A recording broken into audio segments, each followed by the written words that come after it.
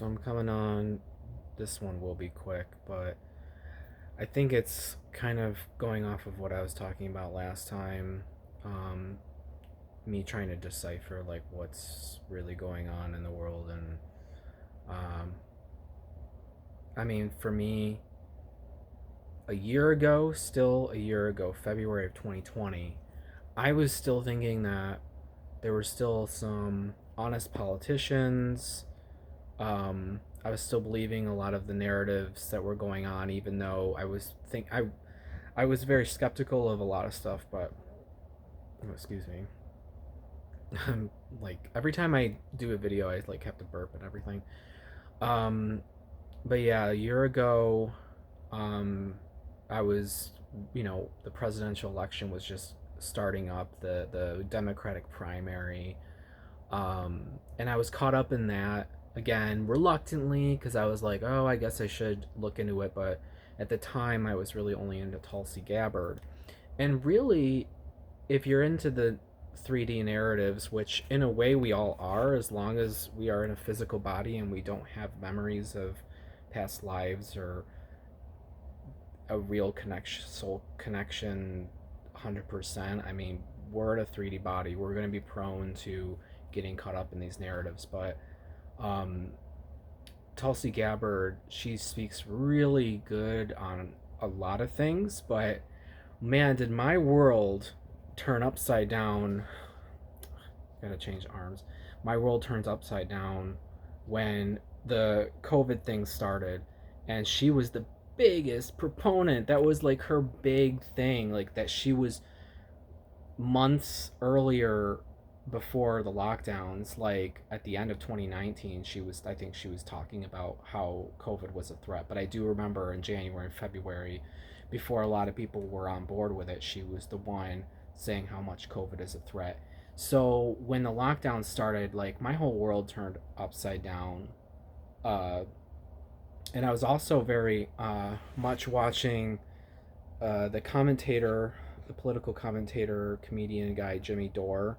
He originally was on the Young Turks, and I barely watched the Young Turks like at this point 5 years ago. But he broke off from them and did his own thing. But he was very invested in the COVID thing and believed it. I remember him saying like when he first when it first was going down and the lockdowns were happening and quarantining and people having to, bulk up on their groceries. Like he was saying how he was putting his groceries outside and then lysoling them and stuff. And I just think how ridiculous. I mean, that was ridiculous within the first few weeks for me when that went down. But now in retrospect, you just go like, and these people, they're blinded by their fear, their ignorance, and I was once there. And I think all of us come here at different levels, different vibrations, and for me, I can't hold that level of fear and ignorance for a long time. Um, I have instant repercussions if I am fearful, and they're very detrimental. They send me to the hospital. They send me crazy. Things happen, bad things happen, but over time, because of that, it helps me to release the fear. So in a way, it is a blessing. And what I'm working on right now is realizing, like let's say, well, okay, I'm realizing the duality and what's going on, and trying to rise above it. And one of the things that's helped me get beyond the duality, meaning like um, someone makes me angry, and like the old me years ago, the old me, I would hold a grudge. Like someone wronged me, and I would hold a grudge for the longest time, and I wouldn't take responsibility for it, and I would just let that fester for months and years. And um, but what helped me is realizing that we are programmed to fight, That's a lot of everything that you see in politics, in news, and entertainment, social media. Everything is a fight, and the fight comes from duality. It comes from not having another option. It's just you're either on this side or that side, and humans aren't built. They're just, even 3D humans were not built for that. So all these people that are holding on to their fear and ignorance, it'll catch them one day.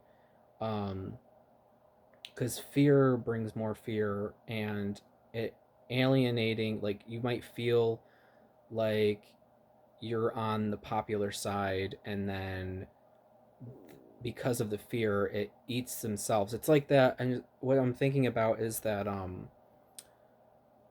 Twilight Zone episode almost, where there's that little town, it's at night, and like the power goes out and they're all like clueless, but then they all end up in a panic, and it was like aliens were like messing with the power or something and experimenting on the humans. And they all started turning on each other, and that's just what fear does. It's completely irrational like that. So um it's just everyone's gonna be hit with different levels of awakening, I guess.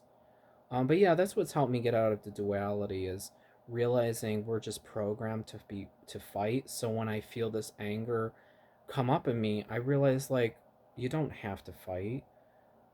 Just that's just what we've learned. That's what we've been taught is like really the only option. You are threatened. I mean, it's fight or flight, right? We're that is a big thing. We're told how primitive, our wiring is, and that it's only fight or flight, and adrenaline kicks in, and your uh your biology, you are imprisoned, really beholden to your biology, and you don't have control. And you have to realize that we're just programmed that way, because now there are many times where, in especially in the last year alone, but this is something that's always been in my life. It's just I turned away from it many years ago. I remember being in college and I had the right mind frame, but I hadn't had the experience that I needed to go through the dark night of the soul, many of them. So, but I remember having that mentality of uh not fighting, not flighting, not running away, and trying to make that compromise and trying to listen to myself, my emotions, and but not be the word, I can't think of the word. Starts with an S, but anyway.